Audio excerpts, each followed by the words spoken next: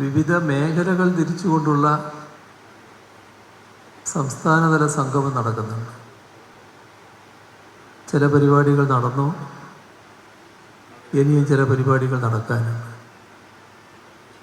അതിൽ പ്രൊഫഷണലുകളുടെ സംഗമം നടന്നു, കലാസാഹിത്യ രംഗത്തുള്ളവരുടെ സംഗമം നടന്നു, പട്ടികജാതി പട്ടികവർഗ വിഭാഗത്തിൽപ്പെട്ടവരുടെ സംഗമം നടന്നു. ഇതിലെല്ലാം ഈ പറഞ്ഞതുപോലെ തന്നെ വലിയ പങ്കാളിത്തവും അതിലുപരിയായ അഭിപ്രായങ്ങളും നിർദ്ദേശങ്ങളും നൽകിക്കൊണ്ടുള്ള പ്രതികരണങ്ങളും, ഇതൊക്കെ സംസ്ഥാന സർക്കാരിൻ്റെ തുടർ പ്രവർത്തനത്തിന് വലിയ തോതിൽ പിന്തുണയായി മാറുകയാണ്. ഇനിയും ചില പരിപാടികൾ നടക്കാനുണ്ട്. ഈ ജില്ലാതല യോഗങ്ങൾ നാളത്തേതോടുകൂടി സമാപിക്കുകയാണ്. തിരുവനന്തപുരത്താണ്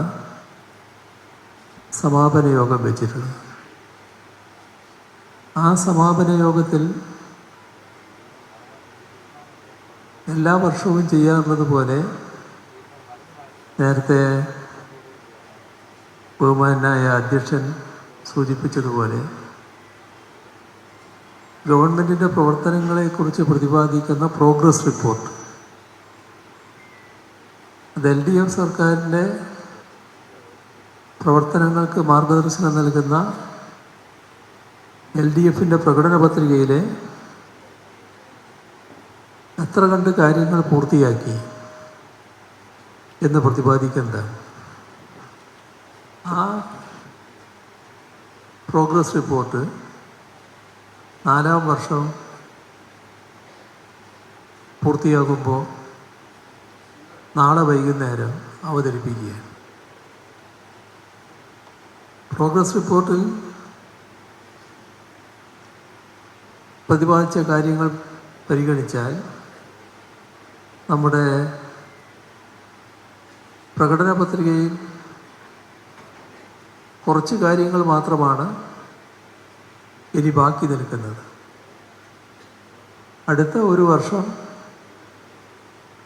അതിന് മുൻഗണന കൊടുത്ത് നീങ്ങണമെന്നാണ് LDF സർക്കാരും കാണുന്നത്. അങ്ങനെ നേരത്തെ ഇവിടെ പറഞ്ഞതുപോലെ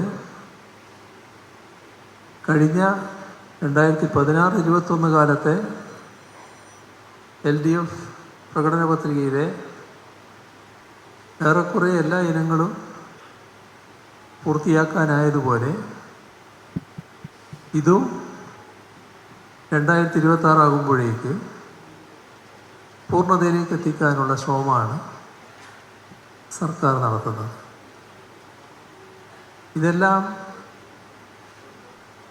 ഒരു പുതിയ രീതി LDFും സർക്കാരും സ്വീകരിക്കുന്നു എന്ന പ്രതീതിയാണ് ഉണ്ടാക്കിയിട്ടുള്ളത്. പാർലമെൻ്ററി ജനാധിപത്യം നമ്മുടെ രാജ്യത്തും ലോകത്തും പലയിടങ്ങളിലുമുണ്ട്. നമ്മുടെ നാടിൻ്റെ അനുഭവത്തിലോ രാജ്യത്തിൻ്റെ അനുഭവത്തിലോ തെരഞ്ഞെടുപ്പ് പ്രകടന പത്രികയിൽ പറഞ്ഞ കാര്യങ്ങൾ എത്ര കണ്ട് നടപ്പാക്കിയെന്ന് ആ ഗവൺമെൻറ്റിൻ്റെ കാലാവധിക്കുള്ളിൽ ഓരോ വർഷവും ജനങ്ങളെ അറിയിക്കുന്ന ഒരു പ്രവർത്തന രീതി ഇതേവരെ ഇവിടെ ഉണ്ടായിട്ടില്ല, രാജ്യത്തുണ്ടായിട്ടില്ല, ലോകത്തും എവിടെയും ഉള്ളതായി നമ്മുടെ അറിവിലില്ല. അപ്പോൾ ജനങ്ങളാണ് അന്തിമ വിധികർത്താക്കൾ. ആ ജനങ്ങൾ കാര്യങ്ങൾ കൃത്യമായി തിരിച്ചറിയണം. അതിൻ്റെ ഭാഗമായാണ് ഈ തരത്തിലുള്ള ഒരു പ്രോഗ്രസ് റിപ്പോർട്ട് അവതരണം നടന്നത്.